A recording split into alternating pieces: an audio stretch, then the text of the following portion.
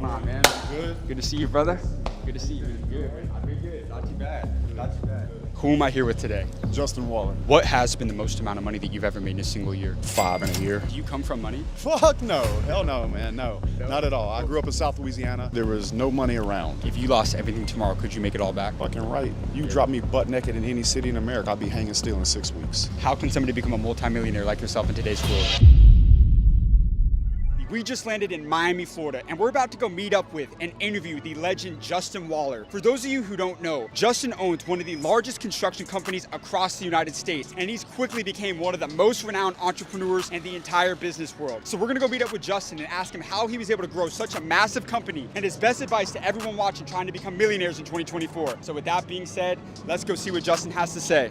All right, you guys, so we're on the way now to meet up with Justin. We're pulling up shortly. I can't wait for the game that I know that he's about to deliver. This is gonna be $1 million worth of game from Justin Waller. Pulling up here in a second. I can't wait for this one. What's going on, man? Good. Good to see you, brother. Good to see you. Good. I've been good. Not too bad. Not too bad. Who am I here with today? Justin Waller. What industry did you decide to pursue a career in? Yeah, so I started off in steel. I was 24, started hanging steel locally in Louisiana. Now we have over 200 men, coast to coast, California to New York, Caribbean. We'll put steel up on the moon. How long have you been in construction for? I've been in construction 15 years next March. How important has that focus been? Becoming an expert as opposed to trying to diversify and jump from industry to industry. How important has it become for you becoming a master, one of the best in the world at one thing? Yeah, I think if I would give my young self credit for anything, it would be that I stayed in the same fight. A lot of people, they go into a career, they start getting banged up a little bit, and then they change directions. But what they don't understand is they're going to take the beginner's licks of that new industry. So if I did anything right, even though the model might not have been the model that I think ultimately I'll end up in, I stayed in the same thing long enough to make substantial money to create freedom. If you can create freedom, then you can go start watering other plants. You see, we only get so much energy in life. And so you have this cup of water, let's call it your energy. If you pour it over too many plants, you'll never bear fruit on any of them. So the one thing I did right was stay in the same industry for a very, very long time. And now I can branch out, do other things, grow other businesses, look at other business models that might be better off in the long run.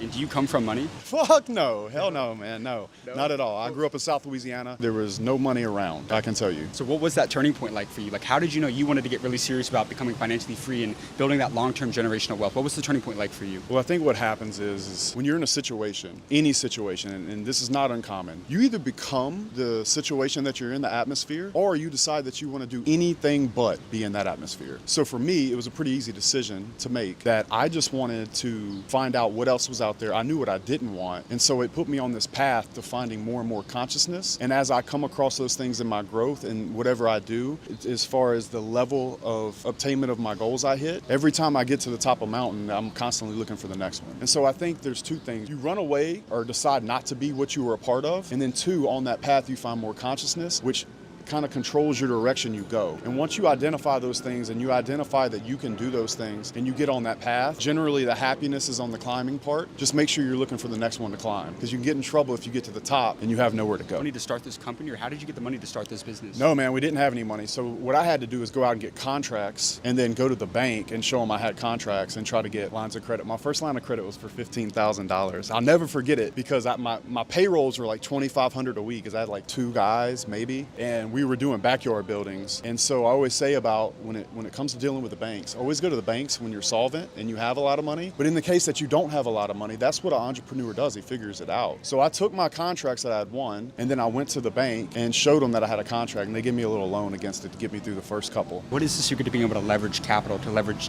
that good debt and turn that into wealth ultimately? So if you look at the real estate, I own over 400 doors now. So you can underwrite a deal, understand the capital stack, whether you're raising somebody else's money to get the down payment and then you're going to take it to the long-term debt with the bank. You just have to be able to understand the math of real estate. What's the net operating income? What's the cap rate? What's my debt service going to be? Where are we at in the cycle on that property? So one thing I look at very hard right now when we're buying properties is like a lot of people don't want to buy properties right now because the interest rate is so high. And the only fear that I would have is that we get to the end of a 5 to 7 year arm and we're in a 1980 situation where you go from 7.5% or 8% to 16. But if you understand the math of real estate, It's very simple. In fact, I'd even say it's third grade math. Then you understand the debt service and you understand where you are in the overall cycle, like the long-term, short-term debt cycle, and you're paying attention to where rates will go. You should have enough time to make decisions that will allow you to reduce that risk. You can't get away from it completely, but you should massively be able to reduce the risk and set your properties up the way they need to be. You know they don't teach that in school, right? Oh, I've heard they don't teach that in school.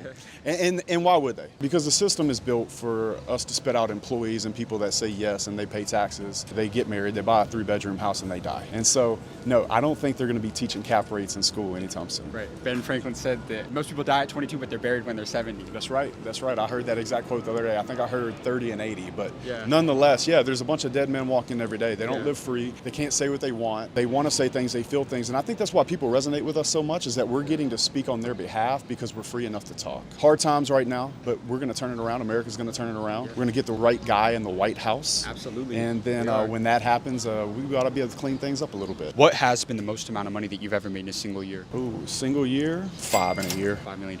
Yeah. That's just for yourself. Yeah, that's take home. Take home. You know, that's complete take home, yeah. How about for the businesses? Businesses, we've got it up to 35. $35 million. Yeah. How did you scale from 7 to 8 figures? Two things, it's systems and then it's competent people with intent. So if you take intention and then you take competency, their ability to do it, that means they want to and they can. If you can put those two things together and have them help you build the systems out, now I say help you very intentfully, because a lot of times if you make a plan and you hand it to somebody, they have no ownership, which means they're sitting in the boat with their arms crossed waiting for it to go wrong. But if they can help you build systems and be a part of building something, then they can have ownership in it. And when they can have ownership in it, they can get behind it. So intention, competency, and the ability to be a part and have autonomy in a company is going to take you a long way when it comes to dealing with employees and staff. And then one last thing, make sure you manage from a place of I should be paying you more money, not you should be making me richer. If I can jump somebody's ass because I should be writing them a bigger bonus check, then we're in a very, very healthy place. Because in that way, you've created an entrepreneur inside the business and you are grading them on performance based off of things that should align with something that is valuable to them as well. And that's making more money, having a better future for themselves, and being able to see a vision that can fit inside yours. What's the best advice that you've ever got from a mentor? My favorite quote is that you can tell the size of a man by the size of his problems. If you can learn to embrace the things that are getting in your way, embrace the failures that are coming, those are just small bricks that are going to build your castle in life. Every time you fail, you must be grateful for it and see it as a part of the story that you're going to tell people one day on a podcast, on a yacht, on a boat, on a plane, or in a restaurant of how you became the man that you are. And if you don't have any of those stories, nobody will be interested in your story at all, and it'll mean nothing. So start to take pride in the negative things that happen to you, because those are the things that are going to make you the man that you're going to become. For every new level, there's a new devil. Every king's got scars, cowboy. That's crazy. If you lost everything tomorrow, could you make it all back? Fucking right. You drop me butt naked in any city in America, I'll be hanging still in 6 weeks. So you go right back into steel. Yeah. And that's what's most important, is if you stick to the same thing again and again and again and again, you get a superpower that many people don't understand. And it's that nobody can ever take it away from me. I know for a fact I could go anywhere, be hanging still in 6 weeks. Yeah. How old are you now? 38. How old were you when you became a millionaire? 31, 32. Last message to the younger generation. They want to get Justin Waller rich in today's world. How can somebody become a multimillionaire like yourself in today's world? You can tell the size of a man by the size of his problems. Get up every day, every time you get hit in the face. Have a relentless heart, and there's nothing this world can't stop you from doing. Thank you so much for your time, brother. I appreciate you. That was phenomenal.